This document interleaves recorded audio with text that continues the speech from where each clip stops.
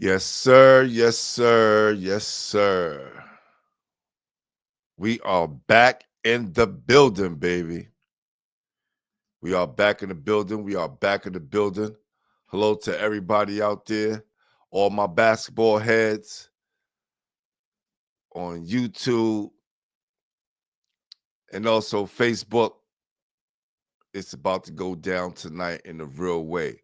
We're going to do something different here tonight than we usually do on our shows. Tonight, we have a financial advisor. He's really a licensed broker, but we'll get into that later on. But tonight, it's going to be a special show. So we're saying that.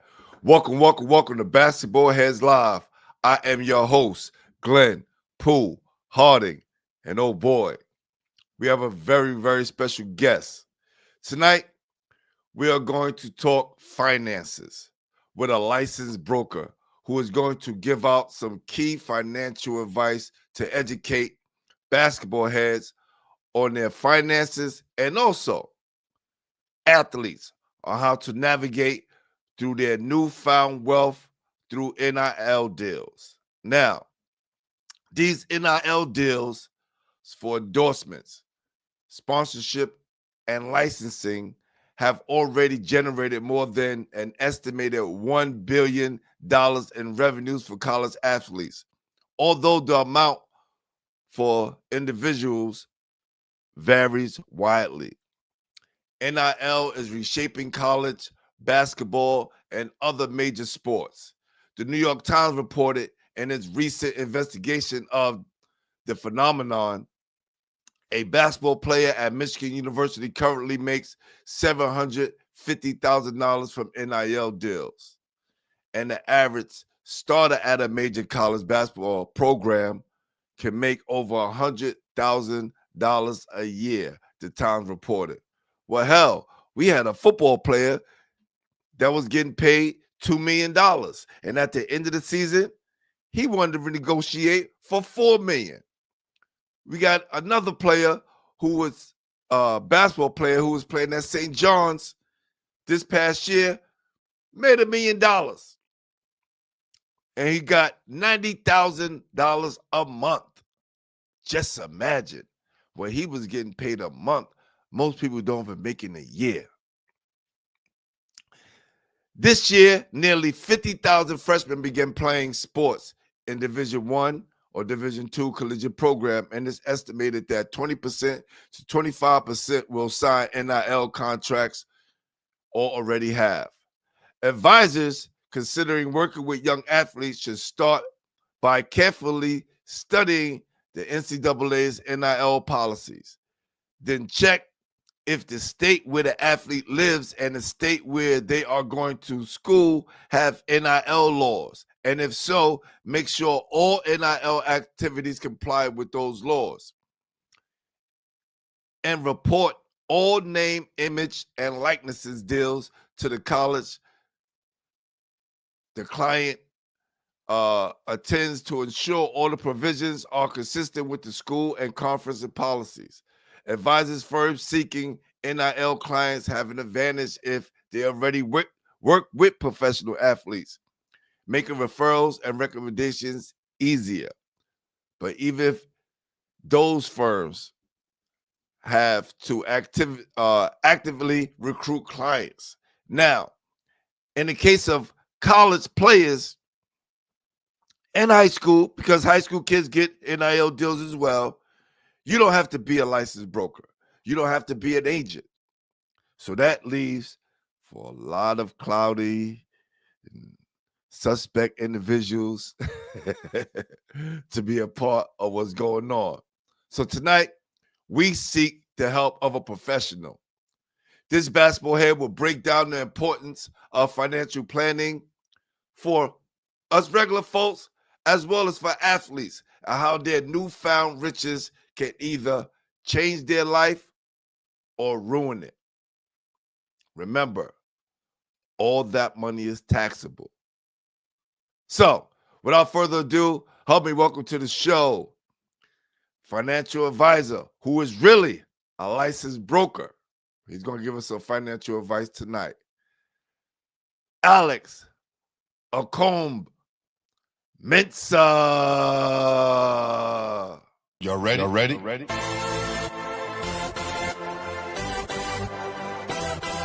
Yes. You have just stepped into the world of chaos, where everybody goes hard. Come on. Go hard. Go hard. Go hard. Go hard. Go hard. Go hard. Or go home. Never back down. You gotta hold your own.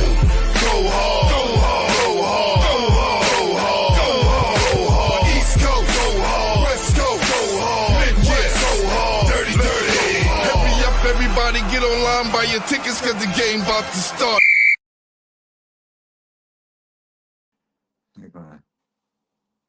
What's happening, bro?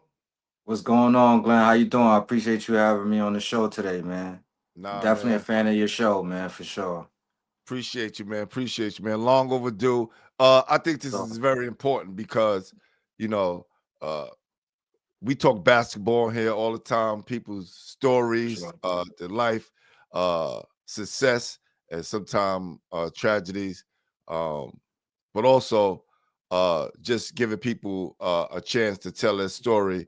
And I think since we live in a capitalistic society, that dealing with finances is very important, as we all know. Very important, right? So I know me and you've been chopping it up for a minute. And we met each other at Thomas Jefferson High School, which that's a fact. right? Which that's brings crazy all of this because together. yeah, we met each other. Thomas Jefferson is actually my old high school, one of my old high schools, and we met there like maybe 2 years ago when I think Bud was having the Hirsch Classics, and I was like I had a little table outside of the gym where it had some financial brochures on there, and you was one of the few people that actually just came in and just picked the brochure up and then put your contact information there, and then that's how that just sparked from there. So I definitely appreciate, you even stopping by the table and just trying to see what's going on over there. Nah, it was very important. Did I do that? I have a mentor program. Had some kids with me that day, and I wanted to take that information and when I went back to the school, I kind of educated them on what you did and the importance of them, getting this knowledge early. You know what I'm saying? Sure. And Sure. we talked about bringing you to my school, which we're still working on, making sure that happened. Even though it's 2 years apart, we moved from one school to the next, so we still getting our footing set in this new building. But we're definitely gonna bring you through, brother, because I think that's important. Sure. But the first thing I want to ask is, who introduced you to the game of basketball? Like I always ask my guests that when they first come on. Like, what was your first introduction to the game? Well, I say my father, he's no longer living no more, but he was, he's an old school cat. He definitely was a fan of basketball. He wasn't no basketball player, nothing like that. But definitely a fan of basketball. My father is from Ghana, West Africa. He moved here in the 70s, like maybe 72, the last time the Knicks won the championship, I guess, in New York City. So 72 was, when he moved over here, migrated over here, had me in 86. But growing up, he always used to talk about, basketball, watch him and my uncles, watch basketball games, talk about Sidney Moncrief and World B. Free and those players like those names. Those were some of his favorite players growing up. Yeah. Were you born and raised? I was born here. I was actually born and raised in Brooklyn, New York. I was born in St. Mary's Hospital. I don't even know that the hospital is not even no longer around. They closed. Yep. But I was born there. That's like borderline Crown Heights, Brownsville. So Yep. Right in Crown Heights. That's right, Crown Heights. Right over there. The borderline. A couple more blocks down, you'd be in Brownville, Ocean Hill. So yeah, definitely. Yep. I know the area very well. Yep. Yeah, I know. Yeah. So let's talk about how you started to get into finances and what drew you to the world of finance. Yo, this was nothing like that I was ever really into as a young, individual. That's why I'm happy I'm on this show, because maybe, some of these young kids will probably see it and like, damn, this guy, I was never really into that. I was never really a great student, I would say, in school. I barely even went to school like that, for the most part in high school. Things just went left, but for the most part I did graduate. When my father passed away, just having to be there for my mother, him not having certain things set in place correctly, which, put me in position like, nah, I really gotta be there for my family, learn more about the things that I didn't take heed of while my father was here around, to be able to, like, assist with even helping him retire earlier. You know what I'm saying? So, that's really where that happened, It's or so how it crazy happened. that you said, far as schooling, right? Because Mhm. the things that you know now, you can't learn in school. And Yeah, that's that's the true. sad It's part, because I'm an educator, right? I've been an very educator for true. education for a very long time. And that's why I thought it was important to pick up that pamphlet to educate my young fellas about what you had going on, because it's not taught in school. And I think, you know, if they brought some of the real world aspects into school, kids would be more interested. That curriculum course, though, is up to the school curriculums, out here, to see if they would be interested in even, partaking in that, and having somebody that's professionally trained at that to be able to educate them. But then kids gotta, want to show initiative, in regards to want to learn more about that too. A lot of our kids, I would say, in our communities, it's not a big thing for them to even speak of retirement accounts. I mean, it's not too many people there to even really be speaking to them about these type of things, retirement accounts, and fin numbers and things of that nature. Like, that's like unheard of. Yeah, bro, but they're learning about all this history that really doesn't make any Mhm. sense from licensed professionals, math from licensed professionals. Like, you got to be a licensed uh professional or teacher to be in these schools. So the same Yeah. way that you're licensed, now I'm not taking away anything from the financial institution, but I just think if it's Hmm. taught early, I Hmm. was Hmm. watching this Hmm. kid online. His father was teaching him, it was like calculus. And this kid was 3 years old. Three, Three. three on the board doing math I can't even do. You Right? see, So I'm saying, and, if it's and introduced to you early, yeah, maybe more kids will be interested in it, right? But if we that get this bland for sure. education, and 90%, 95% of stuff that we not even going to use when we get into the real world, that we're That's being very taught true, and man. force fed in these schools. I think that's the reason why a lot of our kids are not interested, and guys like yourself kind of rebelled against school, because the connection wasn't there.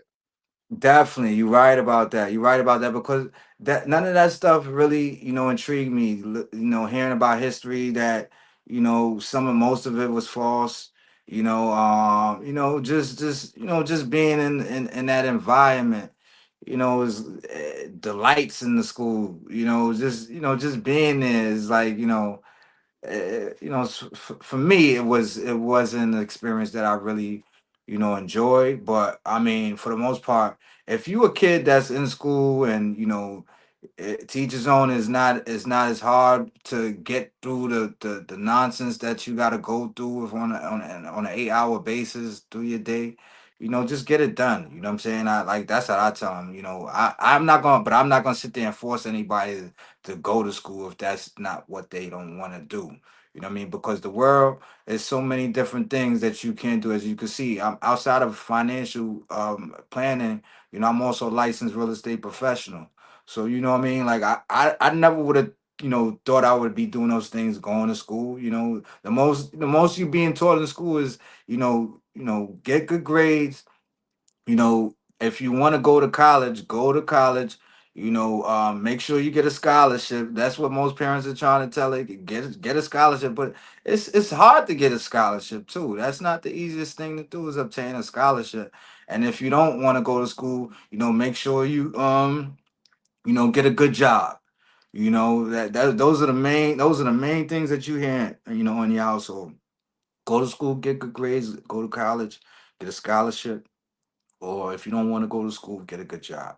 You know, and it's never about, how about, have you ever thought about starting your own business? If you have, do you want to take up business courses? You want to start real estate? Listen, real estate courses you could take. Financial, if you want to be a financial broker or an investment advisor, these are courses that you can go on and take. And you have companies out there that will assist with the process of doing so. You know, Yeah, that's one thing they do not promote in schools is entrepreneurship. So I definitely understand where you're yeah, coming from. Salute to my number one basketball head, Ayatollah Beast in the building. Appreciate you, brother. Guy always tapping in straight from Portland, for sure. from New That's York. We that's, live out in Portland now. You know what I'm that's saying? fire. Now, have you ever heard, remember the song My Life with Styles P and Foul March? My life is all I. There Yeah, you Styles go. is one There of my you favorite go. There artists. you Yep, go. yep, There you go. yeah. He's the producer for that. Oh, for For sure. real? Yeah, Oh, yeah, for okay, sure. okay, Yep, okay. yep, That's yep. what's up. Yep, our You number know, one basketball head. That's right. That's right. you rap too, Glenn. You Um, rapped or like. well, you hear that song, the intro. That's me in the Mm-hmm. intro, right? Mm-hmm. Mm-hmm. Mm-hmm. I did have a life of rapping at one point. Oh, I was what? in a group called The Nation. If you Mm, ever type it in, is DANATION. Type that up on Google. mm-hmm. You'll hear some of our joints. Yeah, yeah. I've dabbled in that world for a minute. Mhm.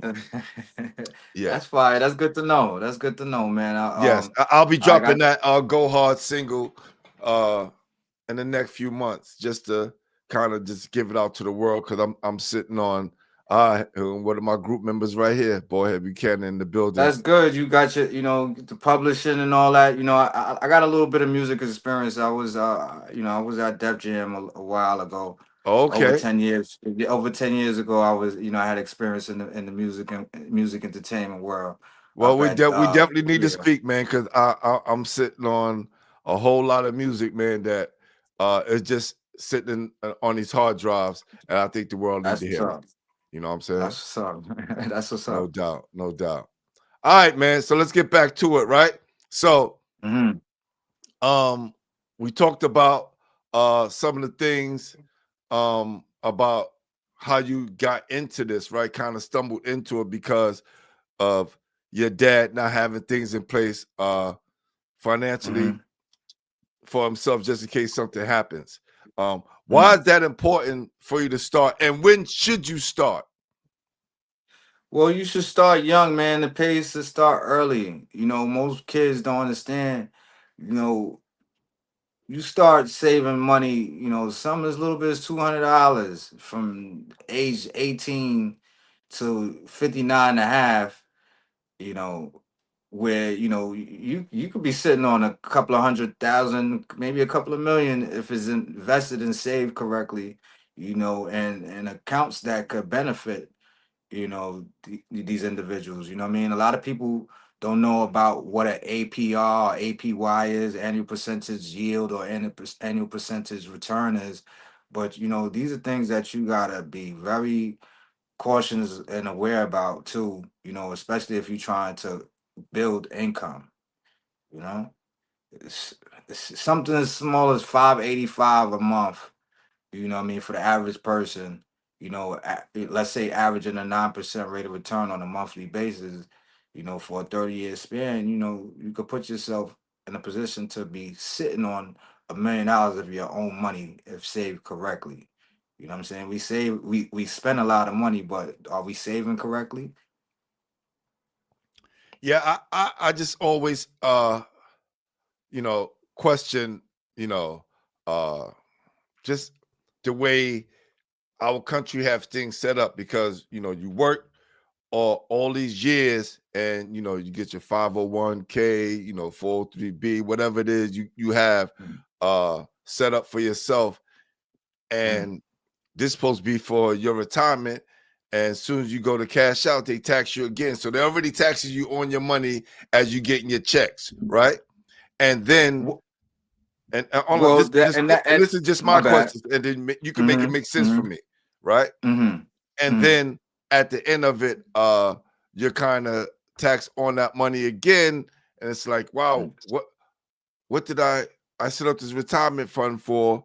If all thing I'm gonna do is get taxed on it again and get a percentage of what I even saved. Yeah, I mean, you can't depend on, your employer to educate you on how to, take control of your finances correctly. That's what I would say. Wealthy people or people that look to grow their wealth over a period of time, they invest in financial planning. That's why we have these problems, because in our communities, we don't have a financial coach, a financial game plan, or, just financial education. We don't have most of us don't have that. So that's where that problem, spills out to, happen for most people, especially when they, getting near towards retirement. But there are retirement accounts that you can utilize to grow your money tax free over a period of time. You know what I mean? Maybe some of the gains that that you gain over a period of time, you may be taxed over on as get ready to withdraw. But you got to speak to people, especially the average. And why is not privy in our community? Because when you go into speak to somebody in a financial brokerage or a financial firm or investment advisory firm, you got to have a certain amount of income to invest also. So if you don't have like a minimum $25,000 to go and open up a brokerage account or have a managed investment account somewhere, you're not going to get that form of education on how you could be able to compound your income over a period of time. Now we was talking offline about the difference between a licensed broker and a financial advisor. Please explain to the people the difference and why one makes sense and one doesn't. So we're having going to take these tests. I'm licensed in the state to do investment. Well, not invest. Let me correct that. Financial planning. Dealing with retail brokerage accounts.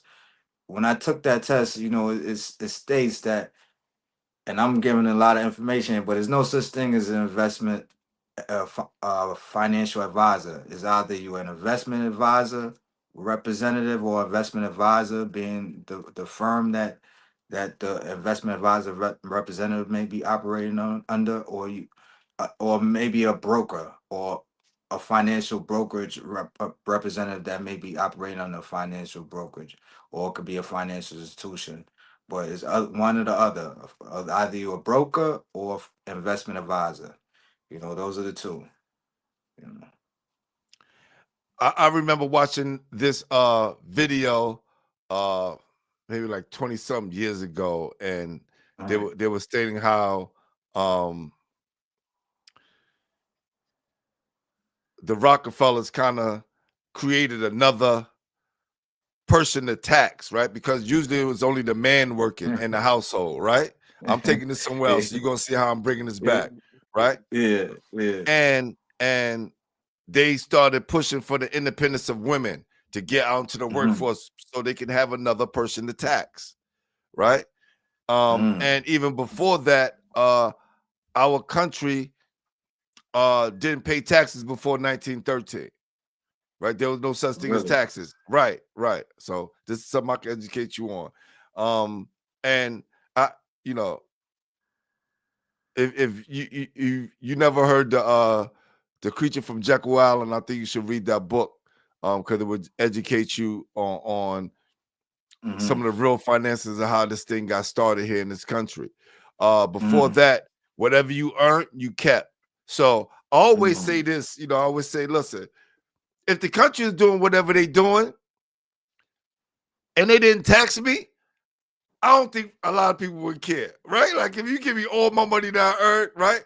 And then, when you do the due diligence and you understand that this thing was created by a group of people, and that's when, they got control of our money system, and then also the IRS and certain things were put in place, and now we started to pay taxes, and then in 1933 we started to get, social security numbers and all these things, and so that just uh, we go down a rabbit hole to talk about how the finances are kind of, and the money is created, right, through the birth of people.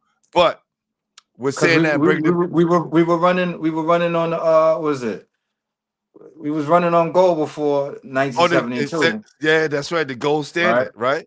And then The after gold that, standard we before went on oil, 1972. right? And then we went out to the Middle East, and then it changed the oil. The year my father gets to this country, yeah, There's a lot going on behind the scenes that I think people don't have no idea what's going on, and these things are not taught in school because the same people that created this is the same people that created the education system, right? So to jump into the NIL deal now is being created, you know what they're doing? They create another person to tax.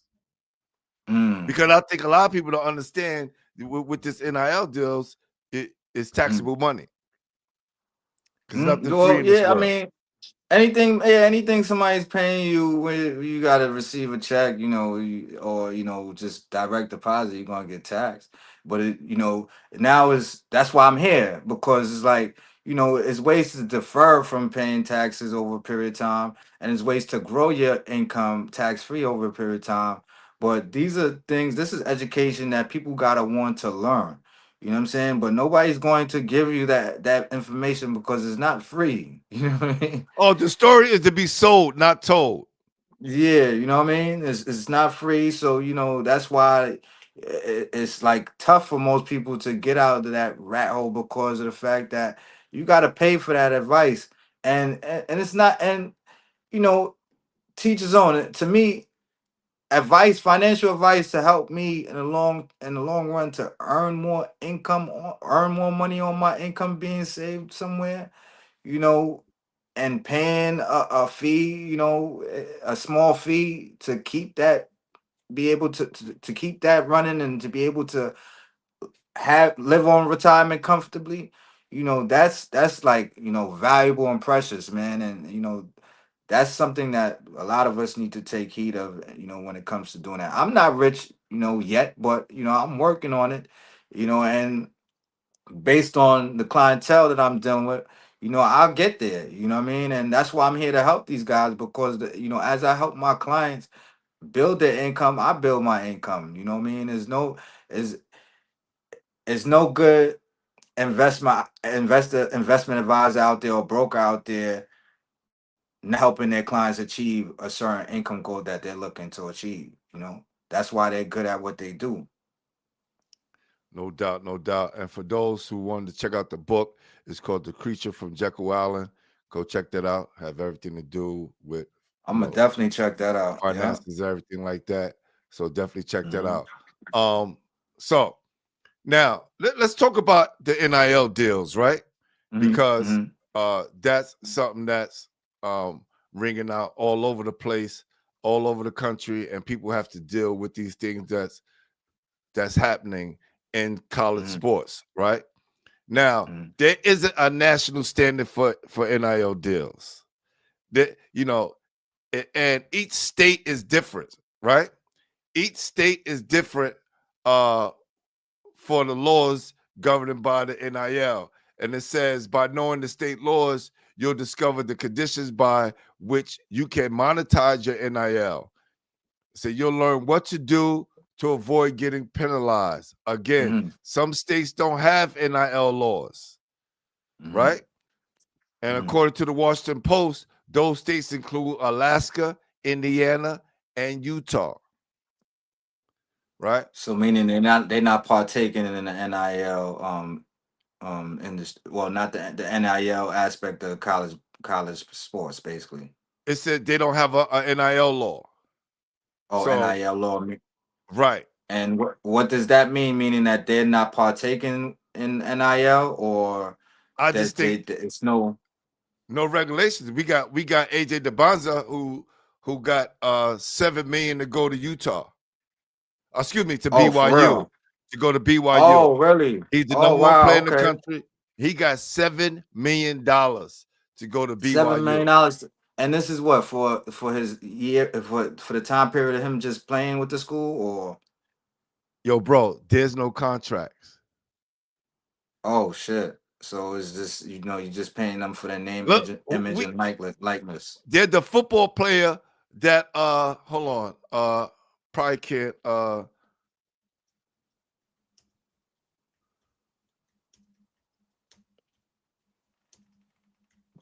it's a football player.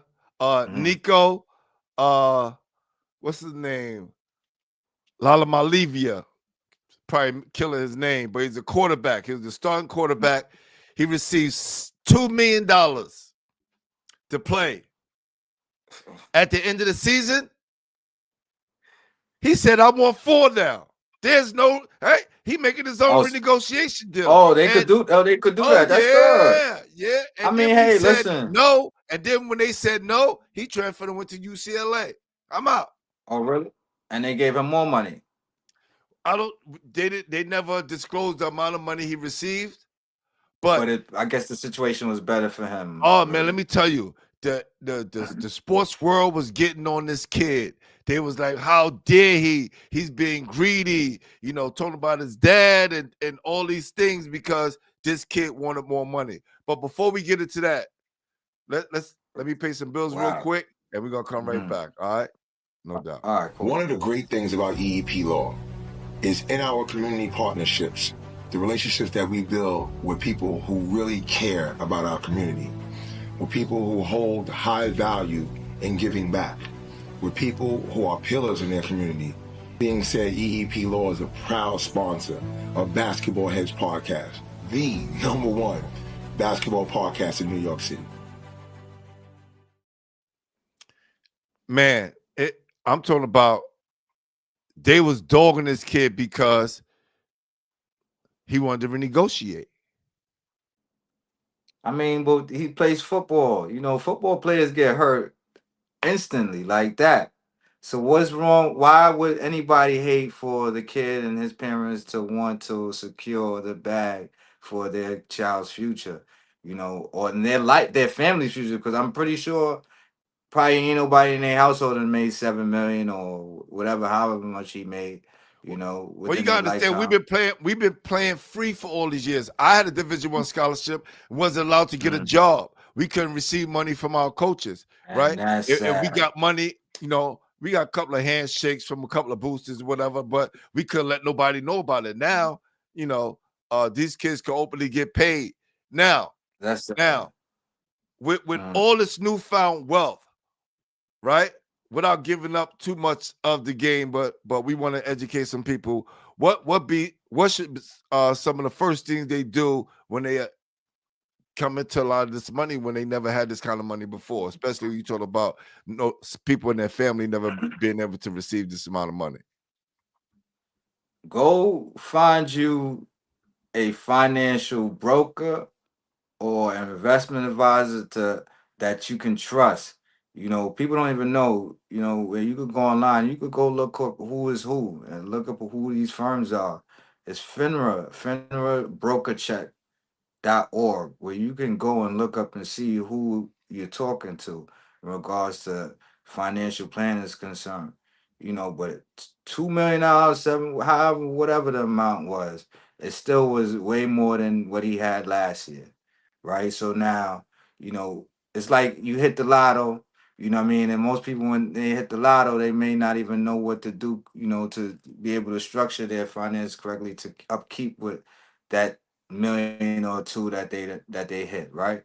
You need to definitely go sit there and talk with somebody that's going to help you structure up some different form of accounts that's going to help you reach a certain rate of return on your money being saved and invested, as opposed to just having a regular bank account. Because you'd be surprised, Glenn, man, I've been, licensed broker with the firm that I work with for 2 years now. You know what I'm saying? And it's like when I have conversations with certain people and I ask them, you know what I mean, do you know do you know how much you're averaging in your savings account? They look at me with a clueless face. They don't know, you know. And when I have them go and look, and then they see, like, I tell them, listen, you may be averaging anywhere from 0.1 to 0.3% on your money. Now, $10,000. What's 0.3% on a $10,000 in somebody's savings account right now on an annual basis? That's shit. That's 0.3. That's maybe about $30, maybe $15. You know what I mean? For the year that person may have averaged on their money. But you sit with somebody like me that can help educate you about different forms of accounts to help you reach a certain goal that you're looking to reach. You can be able to do so, man. It's about knowing who you're speaking to, man, and knowing what your goal, what goals you really have in place. Even if you don't have no goals, speak with somebody that's going to help you structure some goals, because I don't expect nobody at 18 to really be focused on money like that or what to do with their money like that unless you really into math, you know? Not even if you 18, if you 35, 40, or 50, because a lot of people out here That too. That have no too. clue what the hell is going on, right? So That mind you, too. you're a young kid, and you become the breadwinner of your family instantly, right? And True. now you got these advisors, the people that take advantage of you, that have uh way more experience than you have experience with dealing with money, and Hmm. they put you in a position where today you got it, tomorrow's gone. Hmm. You And that's know, why I said a good advisor or a good broker's job is to help their clients achieve a better rate of return and achieve a better income on their money, because that's how the investment advisor or the broker makes money. You know what I'm saying? If you're not doing a good justice for your client, you're not going to make money within this business. My first investment client, and I have you talk to her. She came. We met at an event. I didn't even go to the event to meet her, and we just met at an event and just ended up building a relationship. And she ended up being my first investment client. Gave me $70,000 to invest for her. So you know what I'm saying, and that 70,000 today is that was 2 years ago. Our money is, like, let's say, around 100 and some thousand dollars now. Based on the different forms of investments that I helped structure what she was looking for. But it's what you looking for, man, and knowing what you want. yeah, that's real right there. That's real. Um, Another thing they talked about is um who will own the intellectual property, right? So your name, image, and likeness, because that's what NIL stands for: name, image, and likeness, right? Or your Hmm. intellectual property as an athlete. Think of your NIL as you would an asset. To protect that asset, consider consulting with an intellectual property lawyer to discuss filing a trademark. A trademark can shield your NIL from people and companies using your name, logo, or slogan for profit without your permission. Plus, by having a trademark, you will officially own your NIL. So, just say, for example, the logo that you see on my screen, so on my shirt, I Hmm. own that logo. That's my intellectual property, right? I own that. Hmm. A Hmm. lot of kids, a lot of people have uh no clue about um owning their own intellectual property and their logo, right? We understand and see uh players, teams like you know uh not I mean companies like Nike, Adidas, all of those key companies that we love and adore so much, they're logo driven. Okay. Um, so I think that's important as well. Uh, do you work in conjunction with lawyers or your company? How does that process work? So the company that the firm that I'm licensed with, they have legal service protection service that's available for clients. It's affordable too. Right. Um, People, for most people, law service is expensive. It don't matter if you're rich or if you ain't got it. It's very expensive. So I would say best bet, if you even if you don't have a relationship with a lawyer, look into prepaid legal service, because of the fact that that can assist with getting these type of things done. That was something trademarking, that's very important, because you definitely own your name and image and likeness when you have your own trademarks established, like how you do with basketball heads. That's very important. So when everybody sees you, it don't matter whatever is being advertised on the internet. If as long as your logo is there, you get some form of stipend for that, because of the fact that that's your trademark. You own that. You know, nobody can use your trademark without you giving them consent to. Now that's a fact. But That's a fact. definitely, it's definitely a prepaid legal service that I could definitely refer athletes to be able to utilize, and it's affordable. You get access to top professional law service firms all across the country, no matter what state you in playing for a school at, and you be able to get law service for what you need. That's very important, man. I see a lot of people get jammed up in a situation, don't have it, but as long as you could, be able to afford a lawyer for $50 a month, if you can't pay the $100,000 or whatever the lawyer's particular fee is, that's very important for that, No doubt. dealing with those companies. I want us to just listen to this for a few minutes, and then we'll comment on it. Right. Mhm. It's a lawyer who works with players get NIL deals. Let's just check this out Okay. real quick. Mitt, have you ever seen anything like this in your life? No, it's very unique with all the change going on in college sports right now, and just all the messiness of trying to create this news model on the fly. A lot of people say it's like building an airplane while flying it. It's like building an airplane while flying it with no instruction manual. Really, With no pilot. yeah, exactly.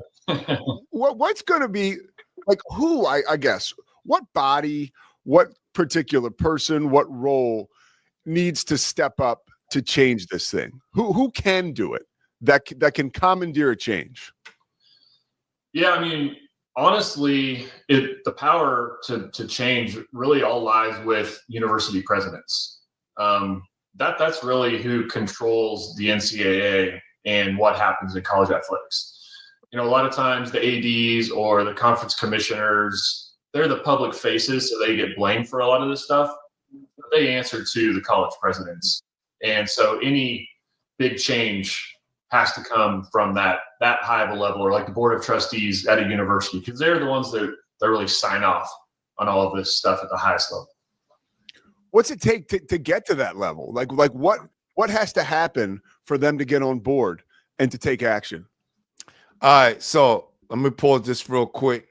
Right, when we talked about like the governing bodies of NIL, right, and as you can see, this has been a complaint from people all over, because it is like the Wild Wild West, and kids, and it's turning to pay for play and professionalism, right? Because before it was amateur sports, and now it's turning to professional sports with kids getting paid to play, right? With no kind of regulations. So it's kind of hard to answer a lot of these questions for kids and for parents, because they have no idea. They just know they're getting this money, and it's like, what do we do with it?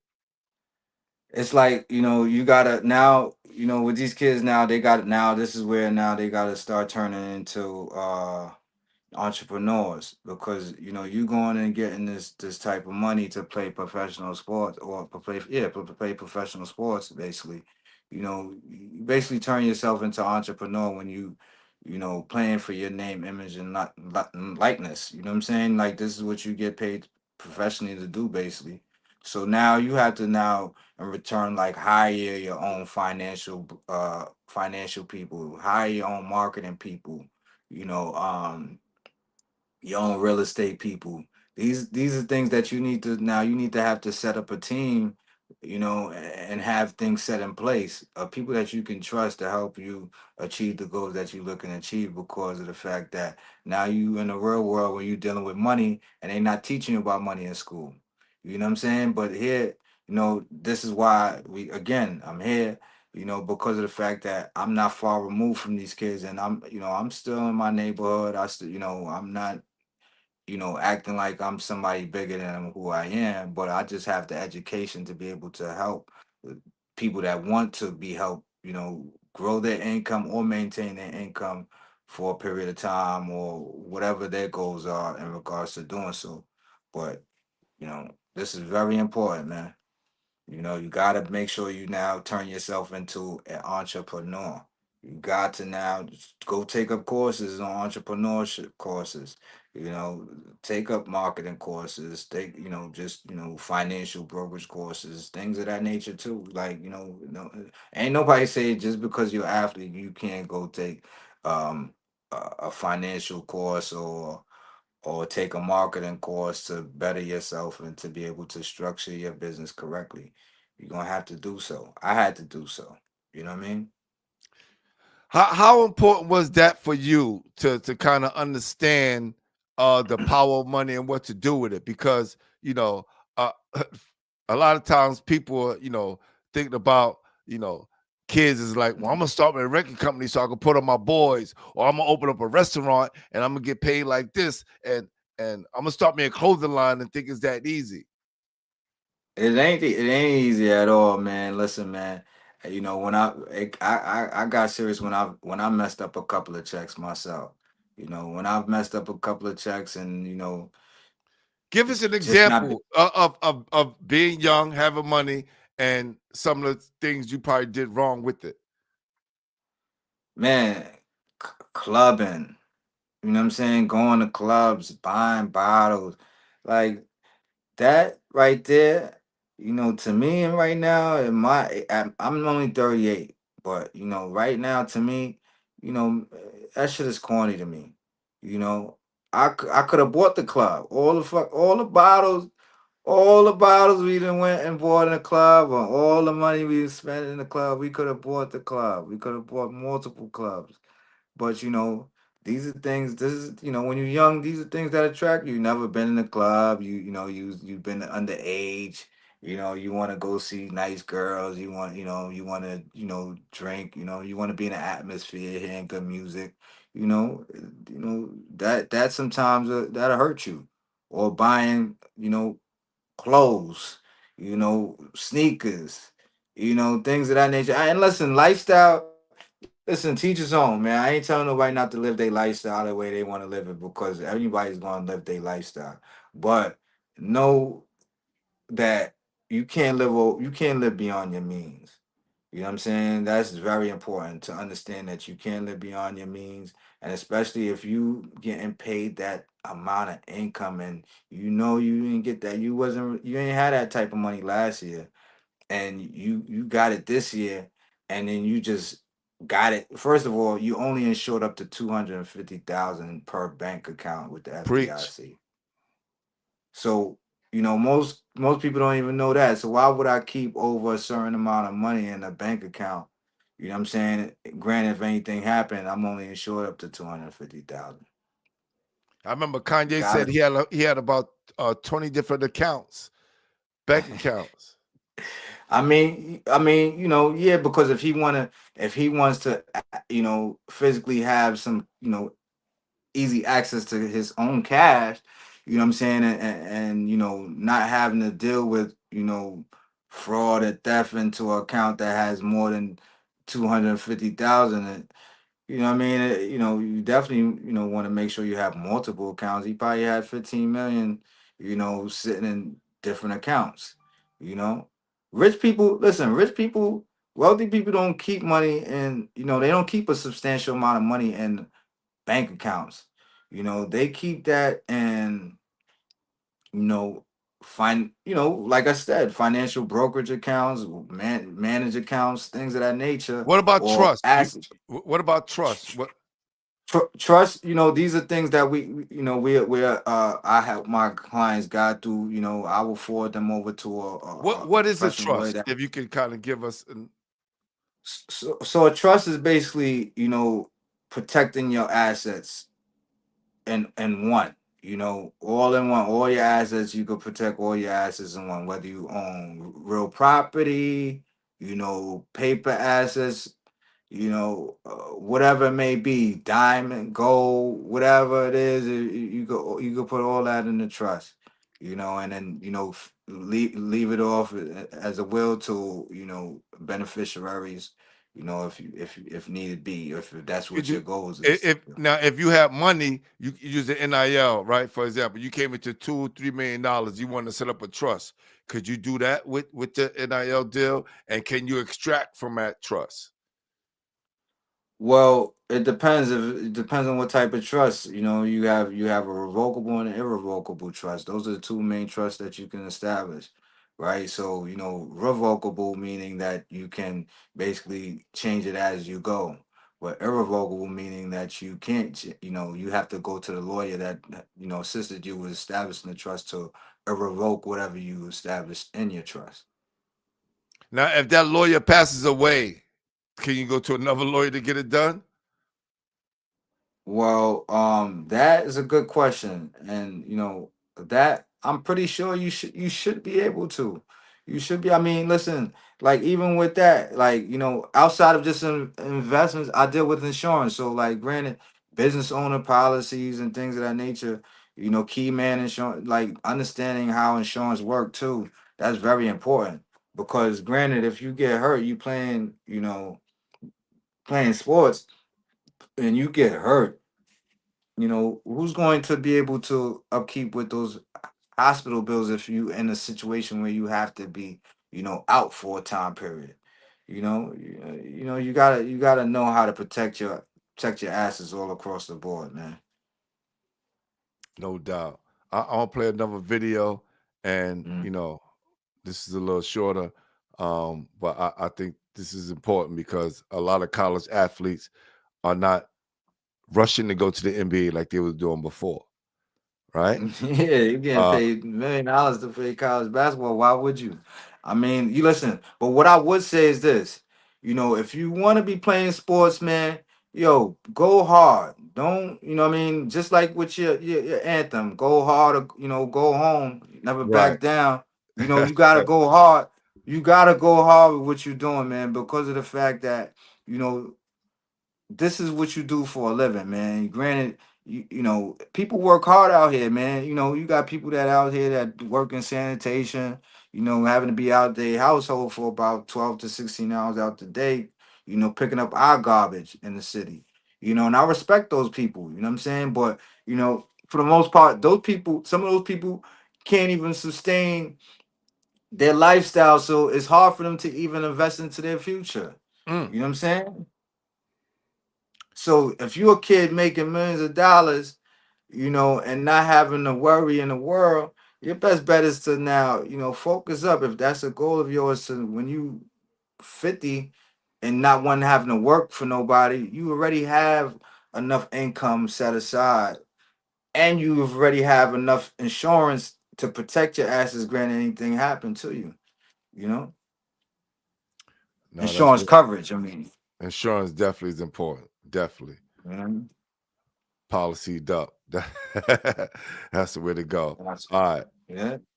College basketball players are asking for $3 million NIL deal. That's more than a ton of rookies in the NBA or NFL will see this year. It is absolutely nuts right now. Listen to this. NBA minimum salaries start just above $1 million for rookies and cap out around $3 million for 10-year vets. In other words, transfers are worth more than 10-year NBA veterans. NFL third rounders make around $1 million per year, and late round picks make $800,000. Meanwhile, Carson Beck, who wouldn't have been a first round pick, transferred for $4 million, which is equivalent to a first-round pick salary in the NFL. Top basketball players are getting $3 million offers before they even commit. And it's all happening before the final hearing for the NCAA versus House settlement on April 7th. That's when revenue sharing becomes official and gets approved to take effect starting July 1st. So then everything will change. The schools will start paying the players directly. So right now, it's a race to cash in before the system completely flips. Let me know in the comments, do you like this new version of college sports?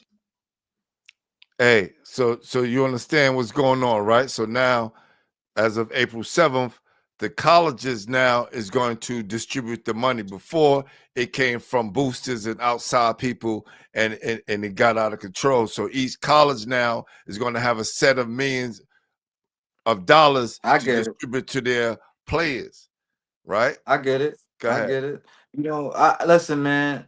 I just want these kids that's going to school and getting this money to play hard because, like you said, while you was playing, you didn't have the opportunity to be able to do this, to be able to, assist your moms and your father with, their financial goals, certain place. So these kids have opportunity to do so. Michael Jordan, he ain't get paid. If you look at what he got paid in his NBA career, his last 2 years is probably the max he got, paid. Magic Johnson, he's got, Magic Johnson and Larry Bird were probably the top highest income earning basketball players for a period of time. You know what I'm saying? And then, just transition. And they were horrible deals compared to compared to they were, you know what I'm saying? What they was getting paid for 5 years is what these kids are getting paid for a year now. So you got to be thankful for that, and listen, respect the elders that came before you because of the fact that Magic Johnson, Larry Bird, those guys went hard with what they what they did. They love you, as you can see the way they played. They love what they do. So what y'all getting paid to do what y'all love to do, just give us the same effort, man. That's all we ask for. And y'all won't have no complaints from nobody like y'all get paid too much. Just play hard. All right, so I know this is kind of off topic. I should have told you prepare before we get out of here, but I'm gonna need you to name the top 5 things kids should do. Just the top 5 things that kids should do when they come into a substantial amount of money. Can you do that? All right, hold on. Before you do that, I want to play something real quick and then give you some time to kind of, right? Real quick. Thank you. That's our top 5. Just our top 5. Top 5. Top 5. All right. Let's just run down top 5 things just off the top of your head from you being a licensed broker that kids should do. And it's, kids, adults, no matter who it is. But we want to kind of make it to where those kids who are going to receive these NIL deals have an idea what to do. And even people like myself that's going to be watching the show that they can use as well. All right? So I would say, and I'm not going to go in any order. Yep. First off, you should definitely, speak to a financial broker and an investment advisor. Doing that, that's going to lead to 2, which is going to help you figure out what your FIN number is, your financial independence number is. So if you're getting paid a certain amount, of income over a certain period of time, you want to make sure, all right, you have a financial independence number that's set in place by a certain specific age that you want to retire. Because it's no force for anybody to retire at 65 or 62 years old. But that's like the standard of what they tell us, but that's not true. You understand? Outside of that, 3, having real assets such as property. Making sure you taking a portion of income and buying some property also, where it makes sense, where you can generate a return of just having that asset sitting there. Take care of your family. That's important. But in which way? Which way do you just give them straight out cash? What does that mean? Establishing not just giving them straight out cash, but now establishing the same form of accounts that you're doing for yourself for them, but not contributing the same amount that you contributing to your account. But shit, get them off your back, because at the end of the day, it's hard out here. You know what I'm saying? I'm telling you to take care of everybody, but your immediate family, you should be able to take care of them, because of, what if something, anything can happen. So that's the most important thing too, making sure that everybody in your household is taken care of. You know what I'm saying? And I know, we all sometimes, we don't come from, families where everything is peachy and creamy, but making sure your immediate family members is taken care of, that's very important. That'll Now, leave what? a Hold lot on. of Before we move finances. on, do you have any ideas what kind of accounts they should be setting up? Should it be money market accounts? It's 3 forms of account everybody should have. Yep. You need to have one emergency account where you have anywhere from 3 to 6 months of expenses in there. Granted, anything happen. Mhm. You definitely need to have a short-term account. That's if you're looking to purchase property, You said or say that again. A short term, yeah, short-term account, short term short account. terms. Got you. Yeah, Got you. Got you. short-term savings account. It could Uh be huh. a high yield savings account, you know what I mean? And then also a long-term wealth building account. Mm, Those are very important accounts that you need to have structured. got you. Uh. Also establishing, you know, some form of individual retirement account for themselves. You Mm, know, you know, individual retirement account.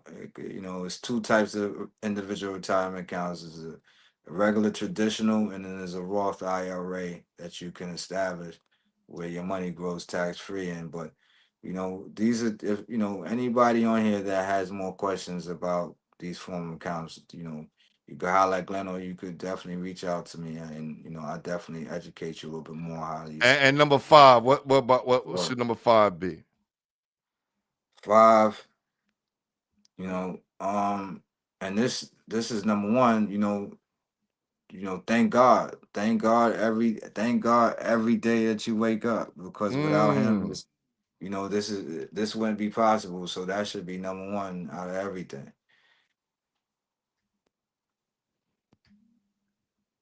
So that should be number 1, and the IRA should be hold on. IRA is going to be fall somewhere within, with emergency account and savings and all that. That all falls in together as well. You Got you. know. So 4,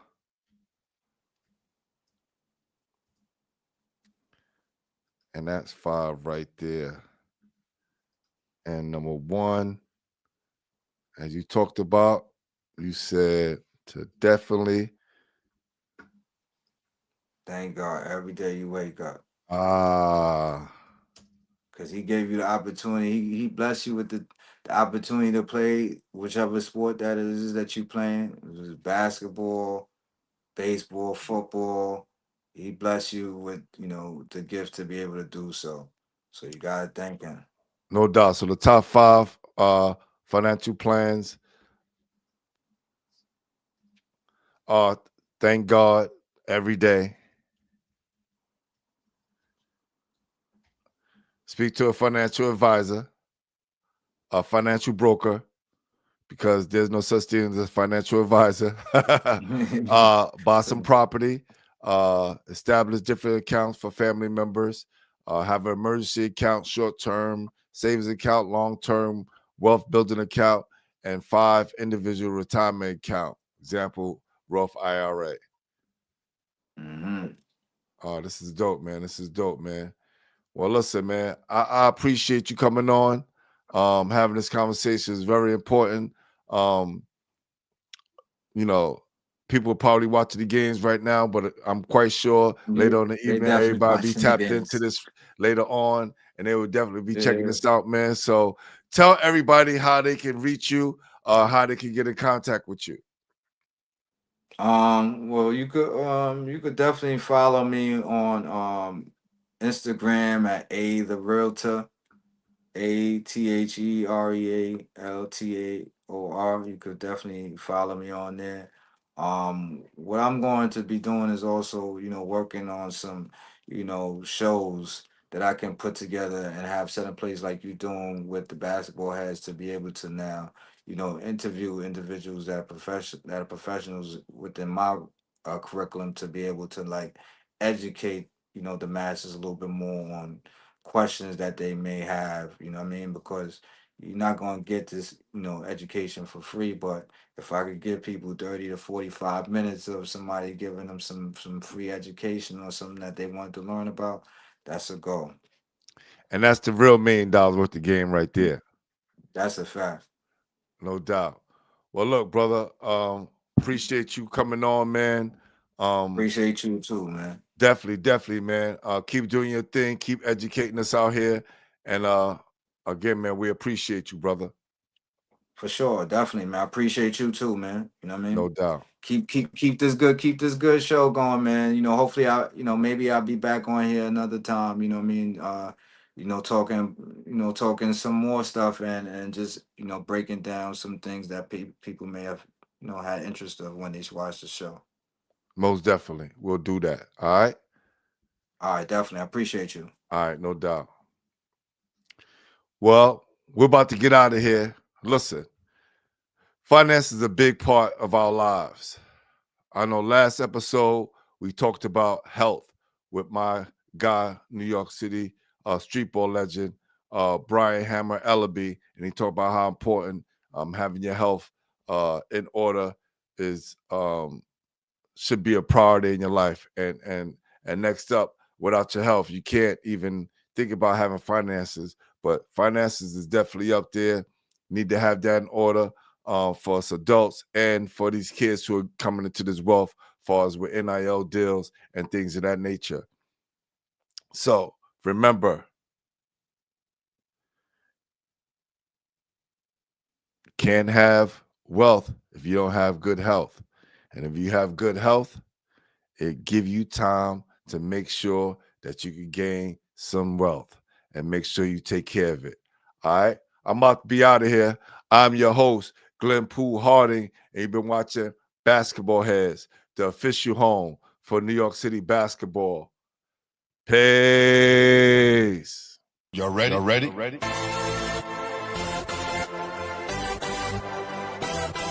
Yes. You have just stepped into the world of chaos. Where everybody goes hard. Come on. Go hard. Go hard. Go hard. Go hard. Go hard. Go hard.